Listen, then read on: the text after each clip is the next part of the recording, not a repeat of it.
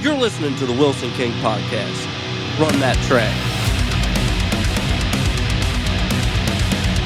This episode of the Wilson King Podcast is brought to you by Right Live. Need a wedding DJ? Play in a band and looking for gigs or networking? Have a venue that needs an exciting event night? Contact Right Live for all your wedding, entertainment, band, and DJ needs. We are dedicated to providing the best entertainment, marketing, and production for all your special events. Go to our website at www.rightliveevents.com, rightliveevents@gmail.com, or visit us on Facebook at Right Live. What's up, everybody? This episode's brought to you by Josh's Man Cave at Total Image Salon. If you're new to the area or just looking for a new barber, go see my friend Josh. He's a wizard with a straight razor and knows his way around a set of clippers and gives a damn good haircut. I should know. I go see him twice a month. If you're of age, he offers you a shot of whiskey or a nice cold brew while he cuts your hair. If you go down and see him, let him know I sent you.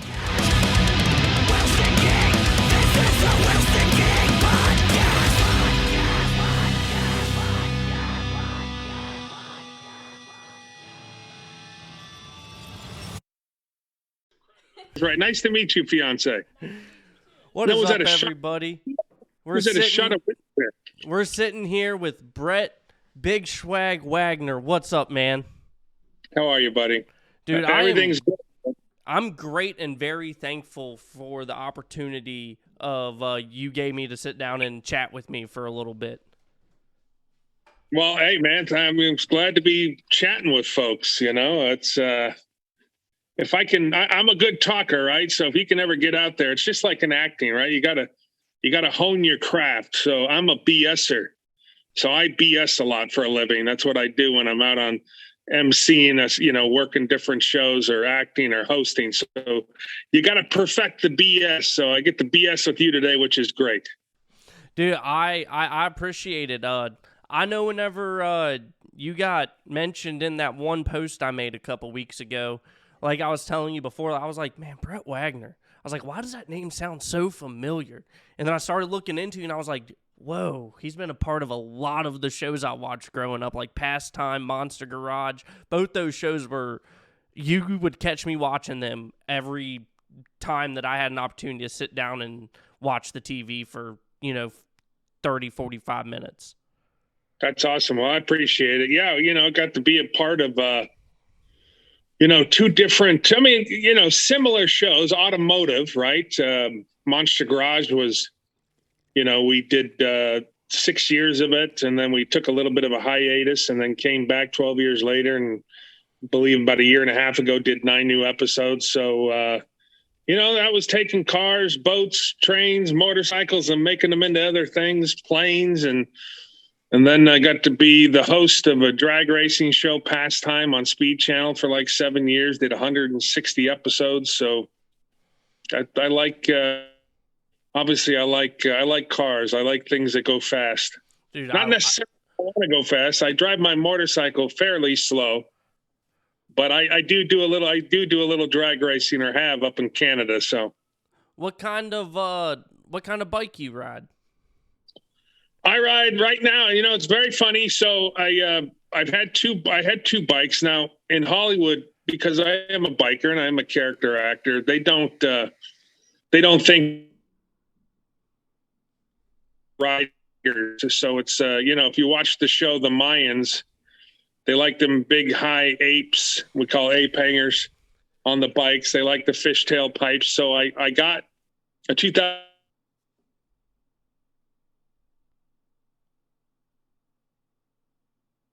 Road Glide, a big bagger, which we loved. But I traded those both in just 3 or 4 days ago, and I got 2020 Road Glide Limited, which is the big couch, the fold-out bed. It's very amazing, and it was Robert Patrick's maker, and T1000 from Terminator 2. It was his bike that he upgraded to a 2022, so they made me a really good deal at Harley Davidson in Santa Clarita, which Robert Patrick is a part owner in. And I was just over there this morning picking up some plates for the bike and getting the BS with Robert Patrick. I was trying to get him to I said, Robert, come on over. We'll get on this podcast together. Well, I wanted to surprise you, but he's a busy guy, so. Oh, hey, that is completely understandable. To be honest with you, right? If all of a sudden I would have gone like this, and there's, oh my God, it's the Terminator sitting right there. Dude, but I've been looking very steadily at getting an Indian. Oh, nice. I've been looking at a couple of their Scouts. That's what I've really been looking at. Great bikes. They're very affordable. The Scout's affordable, and I mean, it's too big. I'm too big for a Scout. I don't know how tall you are, but a Scout is a really good bike, and they are priced really good right now. So, great bike, great company. I'd go for it. Oh, that's going to be my second bike. My first bike is an '88 Honda Rebel with 4,500 original miles on it. All right, nothing wrong with the Rebel. No, You don't mind. I grew up on 4 wheels, so I want something a little bit smaller to transition me over to 2. Nothing wrong with that. The Rebels are a good bike. Honda makes a good product. I mean, what are you drinking there? Come on, that's like a big glass. Is that wine? No, I'm drinking Crown Vanilla with Coke. Okay, I caught a hint of that. I thought there was, but that was an awful lot. So I'm glad you're cutting it with a little Diet Coke. Oh, Coke Zero's my go-to. Got to watch my figure. There you are. But no. So, what was one of the coolest cars that you saw come through on Pastime? That's been a question I've been wanting to ask you since I saw that. Tons of cars, tons of everything. But the one I remember too, there was a van that was just balls out fast. And there was a lot of smoke coming from that van, like Snoop Dogg was in it. And that guy did great. And then we had a dually truck that came out that had some slicks on it. Both these things shouldn't have been fast, but they were. And I was like, oh, look at that guy. Took off the regular wheels on the dually, put some slicks on, and took off. So those were two cars that I'll always remember, and made me want to get a fast van or a dually. Yeah, that's one thing that I've always been a car buff. I grew up around my uncle who had us. Oh man, I'm about to butcher this because I always do it. I ask him, 20, 30 times in my lifetime what year it is. It's like it's either a 73 or it's a 78 Malibu that yeah. I can't ever remember the year. It's just, if for some reason 73 and 78 stick in my head, but he's also got a 52 Hudson Hornet that is just beautiful. So the later, like the 78 one, those are big drag racing cars, man, because they're just perfect. So if you go to a track, you see a lot of those. Hudson Hornets you don't see too much of, but that's pretty cool. Oh, dude, that car there, we took it to like the National Hudson Convention a couple years ago in Gettysburg, PA, and it like did really well with Hudsons from all over the country being there. And I say a couple years ago, and I'm pretty sure it was almost 10 because it was while I was still in high school. So, well, that dude, you're young. Go ahead. I'm pretty young. I'm 26. Oh my gosh! If I could go back to 26, so I am more than double your age. Not more than double. I am double your age plus a few and some change. But nah, man, that older cars, and it's something I kind of talked about last night with music because I recorded with another guy last night, and it's just wild to think about whenever you think about old old cars, like older cars, and my mind, because of the age I grew up in, I go instantly to the 60s, the 70s, the 50s, and now like kids are like, oh, well, that 2000 model is 22 years old now, and I'm just like, wait, what? No, come on now. I grew up I was growing up in the 80s, so cars, music, my first car was an 84 Honda Accord 4-door, which my mom's that got handed down to me. So then I got a 69 Camaro, which I ruined really quickly. But that Honda Accord, yeah. So the '80s for me. So music. I mean, of course, I love. I got my Suicidal hat on, and I love the punk music. But new wave was a big deal for me in the '80s. I was in junior high. I was I remember when MTV first came out, when it actually played music videos. There was a time when MTV was the coolest thing in the world because they actually had music videos, and I was like, man, this is great. It was it was a brand new concept, which was awesome. And then they've kind of ruined that over the years, and now it's just 12 years old and pregnant, and all the different shows like that, 16 and pregnant, and all this other stuff, and it has nothing to do with music. How dare they? I remember whenever I was younger was whenever I first started watching like MTV and VH1 and all that's whenever they were starting to move away from doing music videos and it started turning to reality TV. And then I remember this up and coming TV channel came out called Fuse TV, and they always every day had at least 12 hours of just music on there. I remember Fuse. Yeah. And that's where I found my love for heavy metal. We probably like a lot of the same bands. We might. I'm a huge Slipknot fan. So from Iowa, I like the guys. I like the guys in Slipknot. Corey Taylor. He's out. He loves horror movies. He's also an actor. So yeah, Corey did Slipknot, System of a Down, and like Metallica was my entrance into the metal, like actual metal, not just listening to Nirvana here and there, which is grunge. But then my music taste is I'm more on the middle ground of metal. Like I like a lot of metalcore. Sure. That's my go-to, metalcore and pop punk. So like Blink-182 and those guys, anything in that realm, I love it. No, Blink. That's fake punk, but that's okay. That's what you grew up on. Give me a metalcore band you like. A Skylit Drive. Okay. I know who that is, actually. Yeah, so there's nothing wrong with that, and there's nothing wrong with Blink-182. It's just not my flavor. So growing up, Black Flag, Suicidal Tendencies, Fear, Susie and the Banshees, even the Ramones. And one of the biggest shows I ever went to, which ended in a riot, was Black Flag, the Ramones, and gosh, I forget what the other band was, but that was enough to just set the place on fire. Oh, excuse me. It was Motorhead who opened up, then Black Flag, then the Ramones. Can you imagine that show? I mean, I don't think I could hear anything for 2 weeks. But, a lot of music out there today, which is great. I mean, I think I'm going to North Carolina next year, and there's I think it's called Chainsaw Massacre, and it's music. So it's all this, Nuclear Assault and all these bands. I know I should know this thing. So I was just talking to the promoter, but they bring in some horror movie celebrities beforehand. So you sign during the day, then starting at 5:00, all the bands come on stage. So I'll be doing that next year in North Carolina, signing and getting up on stage and introducing all the bands. So I'm heavily into, I like Gore. I like this band called Ghoul.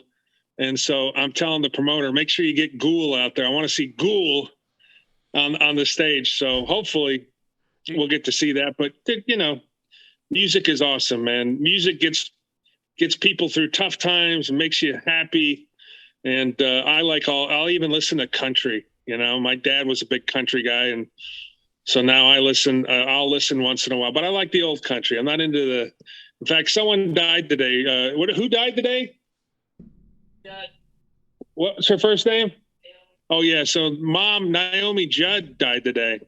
Really? In the country movement. 76 years old. So all types of music is great. So, but I'm glad that we like some of the same music, which is good. So I got a funny story about punk. Okay. My first ever time deliberately going to a punk show was I went to Warped Tour their last year and got to see Bad Religion. Oh, cool. So that was my first intro, because I've always kind of liked punk, but it's never been enough for me to go to a show. So like me seeing them kind of like change the way I look at punk music, because punk has always been something in my mind, like, because I grew up a skater, so I listened to like the Ramones a good bit, and I listened to that, but like just going to see Bad Religion was just changed the way I viewed punk music forever. Bad Religion, the Warped Tour was always cool. The Warped Tour always had bands playing on it. Speaking of skating, so the singer, so Henry Rollins does his own thing. The last 15 years he doesn't sing with Black Flag anymore. But the new singer of Black Flag was a professional skater, Mike LaValle. Probably saying his last name wrong, but a guy that did a little pro wrestling as well. He used to come out with his skateboard decks and crack them over people's heads. But the Warped Tour was always a great. I mean, they would have so many bands play. So even if you didn't like all the bands, it didn't matter. There was a couple in there that were you'd like Bad Religion was great, and they're still. I don't know if they're still playing, but I'm sure they are. I saw them. What was it? 2019 was whenever I saw them at Warped Tour. This was like 3 years ago. Yeah. Before pre-COVID. Pre-COVID. Dude, I did so much stuff that year pre-COVID that once the lockdowns happened, I didn't realize how much stuff I went out and did until they were like, yo, you can't go do nothing for 2 weeks. You can't do nothing. Yeah. No, it's crazy. And then what's even more crazy now is this year, all the huge, I mean, Metallica is on a few tours where Metallica's headline one of the nights, and then every other night has a huge headliner, and there's like 15 bands per day playing. So there's some huge festivals this year, and they're just gonna keep staying that large because you took music and you took stuff away from people for 2 years. People are hungry. They're hungry to go do something and interact with folks. And so it's a good thing. Well, out our way, we got this festival called Blue Ridge Rock Festival that goes on not too far from me. And it's a fan-driven rock experience. So throughout the year, before they start booking bands, they do polls and they ask the fans, who do you want to see? And they do everything in their power to get the bands that the fans are like, we want to see them. That's awesome. Yeah, I've never been yet, but I don't really go to a whole lot of music festivals. I tend to stick to going to like local shows and supporting the local and regional bands more than I go out and drop a couple $100 on going to bigger shows. As we get older, wait till you get into your 50s, and then you won't want to go anywhere. My wife and myself, who I was just yelling to in the other room, we are going to go next week because I was in the professional wrestling business for a while, so for about 5 years. So we are going next Thursday, to go see Fozzy at the Whiskey A Go-Go, which is a famous club down in Hollywood on Sunset Boulevard, which I used to work as a kid when I was very young. And Chris Jericho from AEW and the WWF and WWE, that's his band. So we're gonna go hang out and have a tasty beverage and watch Fozzy. Dude, speaking of the Whiskey A Go-Go, we actually last year had a band from out here in West Virginia go out there and open up for Quiet Riot. Really? Yeah. Very cool. I actually just had them on the show. Shoot. It wasn't that long ago. It was like March, beginning of April time frame, end of March, beginning of April time frame. And I asked him, I was like, what was that experience like going to like one of the most famous venues, like for up and coming bands, like one of the most famous venues in the world? He's like, honestly, man, we almost fucked everything up because of how like starstruck we were being in the place that a lot of our favorites got their start in. I mean, Van Halen played there. I mean, every band, you go back to the 60s, all the bands that were playing there. And it's one of the most iconic places. I was working there when I was 18, 19 years old, and I'm 54 now. So it's definitely an iconic place. But, back in the day, in the 80s and the 90s, obviously, that was Yeah, I don't know about today. We'll find out next week when we go. I haven't been there in a long time, but you leave the whiskey, you walk up to the Rainbow, right? So that's a couple 100 yards away from the Whiskey A Go-Go, and the Rainbow's one of the most famous rock and roll bars ever in the world, a place to go eat. And that's where Lemmy from Motorhead, because he lived around the block, so he'd walk a block over and he'd sit there at night and play a little game at the bar, or a little electronic game. I mean, everybody that's anybody. I mean, it helps that they serve good food too, but anybody in the music scene and actors in Hollywood and LA, if you come to town, much more than going to the Whiskey, because it just depends on what bands are playing, but you got to stop into the Rainbow and have some dinner. Last time I was in LA was 5 years ago. Okay. And I was staying, I'm pretty sure we were on the east side of LA. I think. But all I know is, like, by the time that because I was out there for work. So by the time we got done with our work day, I was just like, I'm going back to the hotel room. I don't want to go see nothing. And then whenever it was finally the weekend, we ended up being up in Hanford, California, instead of spending the weekend in LA. Well, 5 years ago, it still would have been fun. It's not so much fun anymore now. It's unfortunately, Los Angeles is pretty dangerous now. And it's, it's just one of those unfortunate things. You took the crown jewel of, the states. California has always just been a beautiful place. I mean, it's still a beautiful place. It's very violent and very dirty. And hopefully over the next couple of years, they'll get it cleaned up, because it's, people are going to want to go travel somewhere else, and they're not going to come to California, and it's expensive to live. The taxes are ridiculous. I mean, I'm paying almost $7 a gallon right now for gas. Yeah. Yeah. And it could go up. I'm damn near shitting my pants, because here in West Virginia, we're paying like a little bit over $4, and I'm like, what is this? Oh, I dream of $4. We dream of $4, believe me. Dude, I have a little Kia Soul. I have a hamster mobile I drive. It's just a 12-gallon tank, right? So when I drive that, and I got to fill that up, and it's $80 to fill up, it's like, well, then I'll get on the motorcycle. It's just, I'll save some money and get on the bike. I remember whenever we went over $2.50, I almost had a heart attack. Well, that's because you're in, by God, are you in West Virginia? Yeah, I live in West Virginia. By God, West Virginia, which I like. Virginia's fun, beautiful place. I spent a lot of time up pretty close. I spent the last 6 or 7 years, I'd go out to Pikeville, Kentucky, which is just on the other side of the border from a half, or, like 20 minutes, you're in Virginia. So yeah, I live in the Eastern Panhandle, so I live about a 2-hour drive from Baltimore, a 2-hour drive from Washington, D.C., and then, I can get to Richmond, Virginia in about 2.5, 3 hours, depending on traffic on 95. Nice.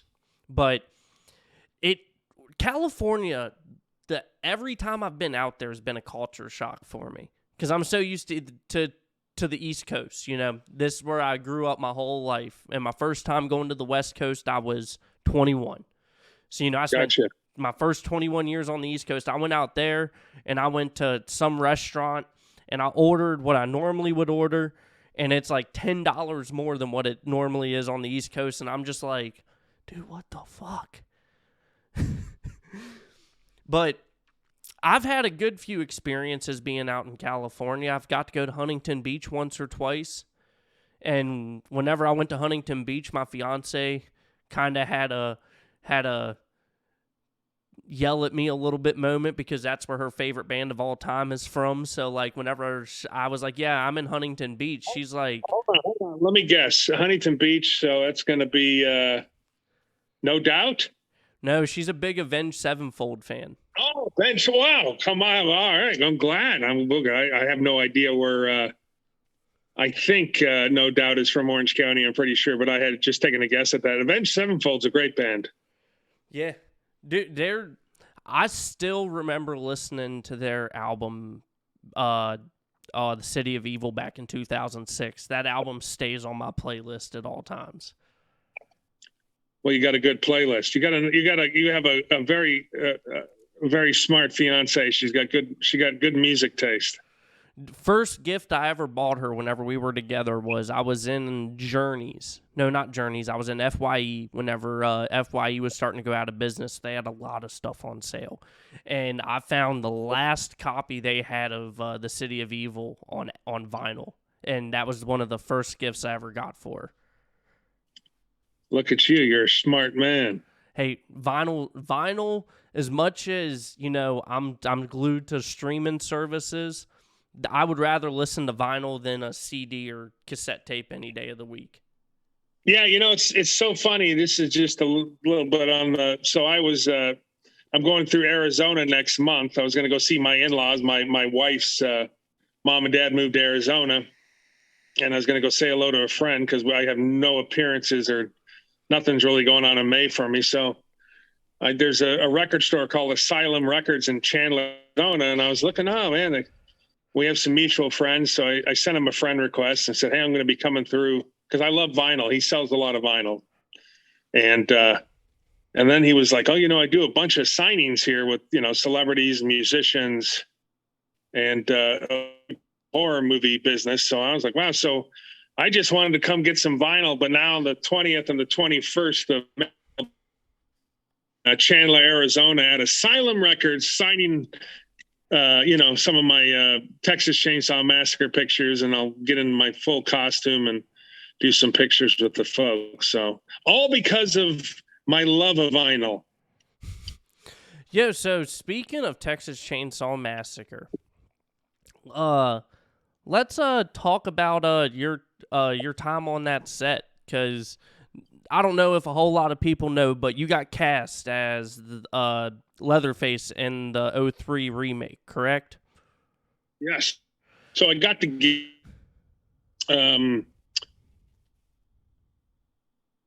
guy. I'm almost 60 back then, so I was really big. We're filming in Austin. I think we're outside of Austin. It's like July or August. Come on. Catch up, internet. Even get bulkier. So I was like literally there for a week doing just a little bit of filming, tiny little stuff, the backside, just some back shots of me doing this and that. And then the first big day of production, when I got to kill this guy, Eric Balfour, it's called Kemper in the movie, I'm hit him with the sledgehammer, and I'm dragging him, and I'm dragging him, and I'm dragging him. And they kept having me dragging him. And I'm like, man, where's my stunt double? Because I really don't need to be doing this. Because in the world of film and TV and movies, that's why you have a stunt guy to do some stuff so your lead actor doesn't get hurt. But I kept dragging him, and all of a sudden I'm sweating like really profusely. And then I remember I hit the deck, fell down, said, "I need a break. Get me outside and get this mask off." Got the mask off, drank like 7 or 8 Gatorades. And then like 30 minutes, I'm like, all right, I feel pretty good. And then when I went to get back up, my back just seized up, because when you get heat stroke, which what I had, and we were talking off air a little bit about it, because you being known what heat stroke is, it just sucks the life out of you and sucks the water out. Your muscles need water. And I just was so deprived of water at that point that my back seized up. So I was literally Leatherface for a week. And then I got replaced, 3 days after I got hurt. So I was Leatherface for a week. So the fans, they call me like the lost Leatherface, because I didn't talk about it, at all for years, probably 10 years, because I was embarrassed. I was like, damn, I was Leatherface and now I'm not. But it's cool. I just, I've done a lot of horror movies. That's why I got into acting. I loved horror movies as a kid. And to be Leatherface even for a week is still pretty cool. That, as soon as I saw that, I instantly clicked with everything you've done, like from Monster Garage to Pastime, Sons of Anarchy, being cast for Leatherface. The Texas Chainsaw Massacre, All of them movies are some of my all-time favorite horror movies, except for this last Don't forget Hannah Montana. Huh? Don't forget Hannah Montana. I know you were a big Hannah Montana fan, so. Wait, how'd you know that? What's up? Well, but I just, your fiance's slick and may have sent me a message. Dude, I remember watching Hannah Montana as a kid too. You're old enough. You see, you're at the right age. Yeah. Literally, I when I was a kid, I watched one of the first movies I ever watched, Night of the Living Dead, which was in 1967, which was the year I was born. You know, and I remember watching it as a young kid, and my mom was like, "Oh, that movie scared me when I was a kid." And I watched it, and then I watched a movie called Children Shouldn't Play with Dead Things, which great title, should be a remake. Just from the title alone, people would go watch that, which was kind of a cheesy, campy zombie horror movie. And then Dawn of the Dead was, 1978. George Romero was the big deal for me. That was still my favorite horror movie of all time. But Twilight Zone, Tales from the Crypt, I mean, Night Gallery, which you probably don't know much about. You weren't around, but after Rod Serling, who created a Twilight Zone, did another thing after that, which was kind of for adults, called Night Gallery, which pretty scary and had great theme music. When you get a chance, look up the theme music to Night Gallery, and it'll trip you out. It was so cool. But that's what got me started into acting, and I didn't really even do a horror movie or a TV show till I was like 30 years old, and I finally got to do a Buffy and Angel on TV, those two different TV shows, and get under makeup. So then I was really hooked. Bro, Buffy and Angel, I remember watching those shows with my stepmom whenever I'm 8, 9 years old. I think I was 8, 9 years old. I remember watching both those shows. They were two of I remember that was like our weekly tradition was to watch both of those shows. But then watching Angel is the reason I started watching the show Bones as well. Oh yeah, sure. I have a very David. What's his name, sweetie? Is it David Duchovny? No. Oh, David Boreanaz. Let me not confuse my guys. So David Boreanaz, I had a really cool scene as this guy Bogdar the Demon, and I have a whole scene with him at a bar scene, which is the worst makeup costume I ever had to wear in my life. It was so heavy, and I had these arms that were on these prosthetic arms. So I literally was trying not to drink any fluid at all because I couldn't unzip my fly if I had to. And so this is very funny. So I was waiting. If I ever got on Jay Leno, I was going to tell this story. So after 8 hours, I finally had to go to the bathroom, and I had to ask this girl who was a PA production, listen, you're going to have to, I can't even, and she's like, what? And I said, you're going to have to do it and just unzip it. And then I'll put everything back when I'm done, and you're going to have to zip it up. And she did it. To her credit, I think she quit the next day, but she still did it. Dude, what would, if you don't mind me asking, and I know there's a lot of history here, but if you could rate your top 5 sets you've been on, what would you put your top 5 at? If you can answer it. If you can't, you don't even got to. It's just a question I like asking people. So, I mean, obviously, we'll take Texas Chainsaw out of it because I wasn't there long enough to really, and I ended it on a bad note. But Mom, I was on Mom, the TV show with Allison Janney. That was super fun. First movie I ever did was Bicentennial Man with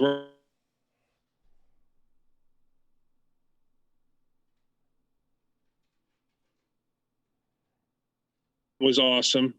Everybody on that was super. Oh boy. John Dies at the End, which was another horror movie I got to do with Don Coscarelli, the director of Phantasm. So he was one of my heroes. So that was fun. And then I did a movie called El Tonto, which has not come out yet, with John Malkovich, Charlie Day, Ray Liotta, Kate Beckinsale. and I got to be John Malkovich's like limo driver bodyguard. So I got to watch him, act, which was just amazing. So those are pretty fun when you get to be on a set with someone that you admire, and they, not everybody that's, you work with, it doesn't matter what kind of job, especially in acting, not everybody's a really cool guy. Some of these people they're pretty high on themselves, but I've been fortunate that most of the time I'm working, I got to be with someone cool, and John Malkovich was very nice to me, and I got to, rap with him a little bit, and then watch him work was just really super exciting. And Charlie Day from Everything's Sunny in Philadelphia, he's a great guy. So he was directing it, and it's his movie, and he was awesome to be able to work with. So that's so far. So far, those are, there's tons. It's always, there's always something you can find on a movie set or a TV show in the studio or something that's just fun to do and be a part of. So. All right. Well, with that last question I had for you, I say we start wrapping this old girl up so you can get back to enjoying your evening and doing whatever you I'm were already doing. off. Wait a minute. I was planning for 2 or 3 hours. 2 or 3 hours? Holy crap. I You thought we were drank too much. That's what it is. Your fiance fed you too much booze. She's trying to get you drunk for the weekend. Look at that. Down it. While we're done, down it. Good man. No, honestly, I spent all day today traveling. I was down in Austin, Texas for the I was down in the Killeen, Gatesville, Texas area for the last 2.5 weeks. So I just traveled. Was that good or bad? It was a good time. I got to do. I went down there for work, and I ended up having a whole lot of pleasure. Went and saw some family that lives in Austin, and got to go play some golf, and so it wasn't too bad of a time. All right. Well, what's your last question for me then? How's that? All right, I got one more for you. Yeah. If they came to you and said that they wanted to do Pastime again, would you do it again? 100%. One of the funnest shows. I should have probably mentioned that. That was one of the funnest things I've ever done in my life. So, we did it over like 6.5 years. I got to come out on we would shoot. It would take me about an hour and 5 minutes to do a show, and we would shoot 11 episodes in 2 days. And then after about 3 years, and I would start to lose my voice, yelling and screaming and filming so much that we had to make a third day. Because, if it rains at a track or if you get an oil down, it'll take a lot of time. So those are some of the funnest times I ever, experienced, and getting to meet all the blue collar people, because that's what they are. These aren't the rich guys that have a team that work 40 hours a week, and the women that work 40 hours, 50 hours a week. And then they race on the weekends when they can. So it was awesome. It was fun. I got to meet a lot of friends I still have today. And I learned a lot about hosting from that show. I came from the world of professional wrestling. I did 5 years, professional wrestling. So we always talk to the camera. You always see The Rock. You see, everybody's talking to the camera like you're talking to the people at home. So I started doing that when we started shooting Pastime. And I remember our executive producer's like, "What are you doing? Don't do that." And I'm like, "You watch, it'll work. The people at home want to know." And I would talk about, I drive a Honda Element and I'm diabetic. So I would be at an airport and someone would say, "Hey, it's the Honda diabetic guy." And I'm like, "That's me," but I was, I'm just me, that's what I do. And people want to see that you're just like them, that you're normal. I'm way overweight. I'm out of shape. I drive the Honda Element at the time, and I'm a type 2 diabetic. So, and then the rest, we would have fun talking to these people, and it was good times. Yeah, a guy named Brian Bossone bought the rights to it finally from Fox. And I know he's trying to possibly get all those 160 episodes on a couple DVDs. and he's trying to bring back the show. So I don't think they could have anybody else host it unless you want to take the job. I'm good. But so I think I'll be back. So if I come back, if it comes back on, I promise you we'll get you on the show either as a contestant or you can go down the track. Awesome. Now, with that being said, you got any closing remarks for anybody? You got anything you want to plug? Well, El Tonto, if you are in the Arizona area,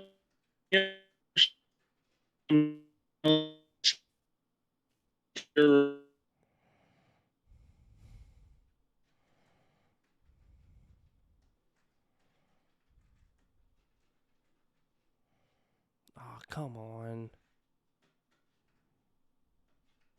I think it's yeah, we're good. You come see me in Arizona in June. I think I'll be in June 1st, 2nd, 3rd, and 4th. That's a Harley dealership, Falcons Fury Harley Davidson. I do a lot of stuff with Harleys and bikes. Come say hello. BigSwag.com. Come say hello. Find me on Facebook. And of course, hopefully people will keep listening to you, Billy Wilson, because you got some cool people on there. Dude, I am so thankful for you sitting down and spending 40-some minutes with me just talking. And I am so thankful that you did that. I mean, whenever I realized who you were, and I was like, dude, this guy's giving me an opportunity. Holy shit. And Yeah, cool. But with that being said, everyone go check out his stuff. You'll be Asylum Records May 21st, right? 20th and 21st, Chandler, Arizona. We'll be in full. We'll have an hour or two each day. We'll be in full Leatherface costume for pics. So come down, say hello, get a Funko Pop. I'm bringing a bunch of Funko Pops to sell, and we'll have a good time. More importantly, when will I get to see you? When will you get to see me? Yeah, when are you going to come back to California, or I'll come out to your home state? Let's get that figured out. I'll shoot you a message and we'll get it figured out. I'm planning on, I want to come out to Cali within the next couple years because it's been a while since I've been out there for pleasure, not just work. So when you come out for pleasure, we'll give you. I'll act like your bodyguard, and we'll go check out a couple cool places and go see Mr. Robert Patrick at his Harley dealership and get you some T1000 signed pictures.